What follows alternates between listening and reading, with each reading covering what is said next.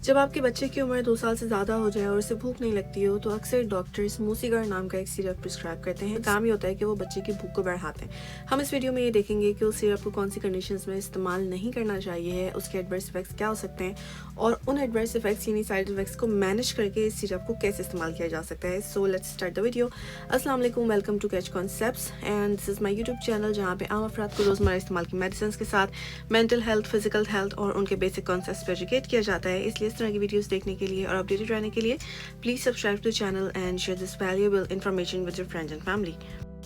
मूसीगर का फार्मूला है पिज़ोटिफिन और इसका ताल्लुक एंटामाइन की क्लास से है जो सिप्रोहेप्टेडिन से रिलेटेड है और ये एक्चुअली एंटी सेरोटोनिन भी है और एंटी हिस्टामिन भी है। आसान अल्फाज में बताऊँ तो एक्चुअली ये एक ऐसे हार्मोन को कंट्रोल करती है जो हमारी भूख की फीलिंग को कम करता है। इस दवा से जब वो हार्मोन कंट्रोल हो जाता है सो हमें भूख ज़्यादा लगने लगती है। सिंपली इस तरीके से ये दवा काम करती है। अच्छा, समटाइम्स पेरेंट्स का जो तरीक़ाकार होता है बच्चों को खाना खिलाने का वो भी ठीक नहीं होता है, जो मेरा भी नहीं था एक पॉइंट पे।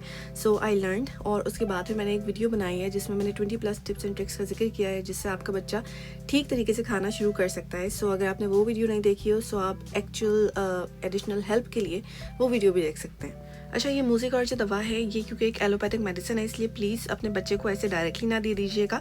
पहले डॉक्टर से कंसल्ट करें, उसके बाद ही बच्चे को ये दवा दीजिएगा। अब हम इसकी डोज पे आ जाएं तो 2 साल से छोटे बच्चों को ये नहीं देते।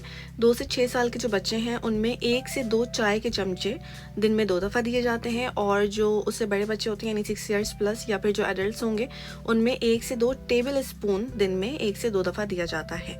अब इस दवा के कुछ एडवर्स इफेक्ट्स हैं यानी साइड इफेक्ट्स हैं, जैसे कि इससे चक्कर आ सकते हैं और मुंह खुश्क हो सकता है। इसलिए बेहतर है आप अपने बच्चे को ये दवा सोने से पहले दें। ऐसा ना हो कि आप ड्यूरिंग द डे बच्चे को दे दें और उसकी जो एफिशिएंसी है जो उसका, जैसे ऐसा ना हो होमवर्क करवाने से पहले आपने बिठा के ये दवा दे दी।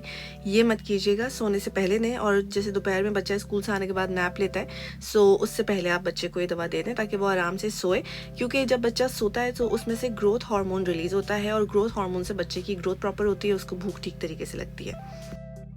अच्छा, अब इस दवा की एहतियात पे आ जाएं तो अगर पहले कभी इस तरह की दवा लेने से आपको एलर्जी हुई हो तो दोबारा इसको रिपीट ना करें। दूसरा ये कि जो काला मोतिया के पेशेंट्स होते हैं, सफ़ेद मोतिया अलग होता है, काला मोतिया अलग होता है।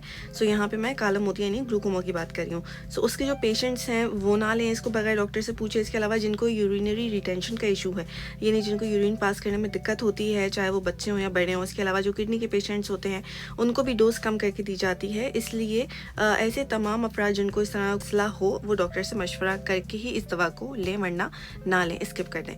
अब आ जाते हैं प्रेग्नेंट खवातीन की जानिब कि अगर आपको प्रेगनेंसी और भूख नहीं लग रही है तो ऐसा ना हो कि बच्चे का आपने ये सिरप उठाया और आपने पीना शुरू कर दिया, क्योंकि प्रेगनेंसी में ये सिरप रिकमेंडेड नहीं है। अच्छा, कुछ दवाएं ऐसी हैं जिनके साथ आप मूसीगौर का इस्तेमाल नहीं कर सकते। जैसे फॉर एग्जांपल बच्चे को अगर नज़ला ज़ुकाम है उसके लिए आप उसको ज़ेटाक का सिरप दे रहे हैं, रिजिक का सिरप दे रहे हैं, सो उसी टाइम पे आप मूसीगौर का सिरप नहीं दे सकते बच्चे को, क्योंकि इन दोनों से गुनुदगी तारी होती है। सो बच्चे के दिमाग पे असरात हो सकते हैं, इसलिए टाइमिंग्स को चेंज करें, उसके बाद आप इस सिरप को इस्तेमाल कर सकते हैं। इसी तरह बड़ों के लिए भी यही है कि अगर आप एंटी एलर्जी दवाएँ इस्तेमाल करें जैसे एविल, रिजेक्स या अगेन अगर आप सॉफ्ट एंड ज़ेटाक जैसी मेडिसिन इस्तेमाल करें नज़ला ज़ुकाम के लिए तो उसके साथ आप सेम टाइम पे मूसीगौर को इस्तेमाल नहीं करेंगे। और अगर बच्चे या बड़े जो हैं वो एंटी डिप्रेसेंट किसी दवा का इस्तेमाल कर रहे हैं तो उसके साथ भी फ़ौरन आप मूसीगौर का इस्तेमाल नहीं करेंगे, थोड़ा सा टाइम गैप देंगे। और आखिर में मैं आपको ये बता दूं कि इस दवा का जो फार्मूला है पिज़ोटिफिन वो अब माइग्रेन्स के इलाज के लिए भी इस्तेमाल किया जाता है और ये इसका एक अलग असर है, इसका पहले के असर से कोई ताल्लुक नहीं था, इसलिए मैंने पहले इसका जिक्र नहीं किया। होपफुली आपको ये वीडियो अच्छी लगी होगी। इस तरह की मजीद वीडियोस देखने के लिए प्लीज़ सब्सक्राइब टू चैनल और आप हमें इंस्टाग्राम पर भी फॉलो कर सकते हैं जहाँ इस जैसे और बहुत सारे यूज़फुल कॉन्टेंट्स बनाती हूँ बच्चों के लिए, बड़ों के लिए भी। सो कैच कॉन्सेप्ट्स को इस नोबल कॉज में सपोर्ट करने के लिए फ्री ऑफ कॉस्ट आप सिर्फ ये काम कर सकते हैं कि हमें इंस्टाग्राम पे भी फॉलो करें और यूट्यूब पे भी सब्सक्राइब कर लें। Thank you so much for watching, keep supporting catch concepts.